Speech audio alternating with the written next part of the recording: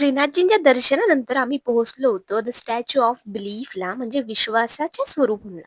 हे जगातलं सगळ्यात मोठं स्टॅच्यू आहे शिवाचं. It is about 369 feets long. इथे तिकीट काउंटर आहे. तिकीट काउंटरला तिकीट घेतल्यानंतर आम्ही मध्ये प्रवेश केला. मध्ये फूड काउंटर आणि भरपूर असे काही टॉयज होते लहान मुलांसाठी. आम्हाला वाटलं हा स्टॅच्यू फक्त शिवाचा आहे, दुरून बघायचा आणि निघायचंय. पण तेवढंच यात नव्हतं. खूप काही एक्सप्लोर करण्यासारखं आहे इथे.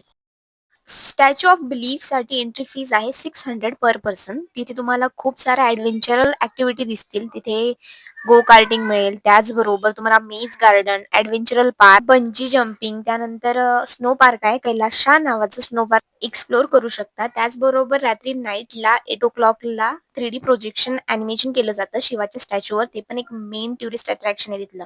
त्याचबरोबर आता आम्ही लिफ्टने पोहोचलो होतो 13th फ्लोअरवर म्हणजेच की 13व्या फ्लोअरवर पोहोचलो होतो. तिथे ग्लास वॉकवे वरून चालताना आम्हाला खूप भीती वाटत होती. पाय थरथरत होते. पण खरंच अमेझिंग एक्सपिरियन्स आहे. तुम्ही जर भविष्यात नाथद्वारे येत असाल आणि तुम्हाला जर खूप काही गोष्टी एक्सप्लोर करायच्या असेल, तर नक्कीच तुम्ही स्टॅच्यू ऑफ बिलीफला या आणि बघा. नेक्स्ट आम्ही परत लिफ्टने पोहोचलो होतो आत्ममंथनच्या फ्लोअरवर, जिथे की बघू शकताय तुम्ही इंटेरियर आतलं खूप सुंदर आहे. तिथे गेल्यानंतर अशी केव्हमध्ये असल्यासारखी फिलिंग होती. पूर्ण आतलं इंटेरियर पूर्ण केव्हसारखं छान थंड हवा आणि बसण्याची खूप सुंदर सोय केली होती. स्टॅच्यू ऑफ बिलीफचं कन्स्ट्रक्शन 2012 पासून सुरू झालं होतं, तर ते पूर्ण झालं इन 2024. 2024 मध्ये पूर्ण झालंय. या ह्याच्यात पूर्ण अंधार आणि फक्त 3D प्रोजेक्शन म्हणजे आपली बॉडी मेड अप ऑफ पंचतत्व याचं 3D प्रोजेक्शन दाखवलं होतं. त्यानंतर the creation of the law or universe हे सगळ्या गोष्टी ॲनिमेशन थ्रू दाखवल्या गेल्या. त्यानंतर एकदम सुंदर म्हणजे चारही बाजूंनी ॲनिमेशन आणि आपण अशा वेगळ्या दुनियेत आलोय असं वाटत होतं. लहान मुलांना खूप मज्जा वाटत होती.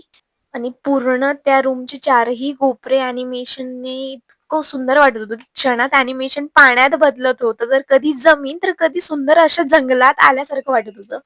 त्यानंतर आम्ही पुढच्या रूममध्ये पोहोचलो होतो म्हणजे समुद्र मंथन. तिथे समुद्र मंथनांची पूर्ण प्रोसेस दाखवलेली होती. त्याचबरोबर समुद्र मंथनातून कोणकोणत्या वस्तू निर्माण झाल्या, त्या सगळ्या गोष्टींचं एकदम सुंदर ॲनिमेशन केलेलं होतं. त्यानंतर कल्पवृक्षाचे छोटं डेमॉन्स्ट्रेशन तिथे तयार केलेलं होतं. पुढे मग आम्ही वळलो होतो क्रिस्टल गार्डनकडे, जे की खूप सुंदर क्रिस्टल लाईट प्रोजेक्शन होतं. त्यानंतर खूप साऱ्या गोष्टी बघितल्यावर आम्ही गेलो होतो कायनेटिक मोशन एक्सप्लोर करायला. पुढे डोममधून एक हाय फ्रिक्वेन्सी ओमचा साउंड जनरेट होता. तो साउंड ऐकल्यानंतर बॉडीत एक वेगळ्याच प्रकारचं व्हायब्रेशन होत होतं. Collaborate.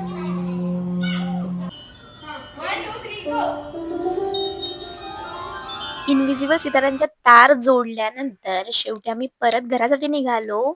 स्टॅच्यू ऑफ बिलीफला बाय बाय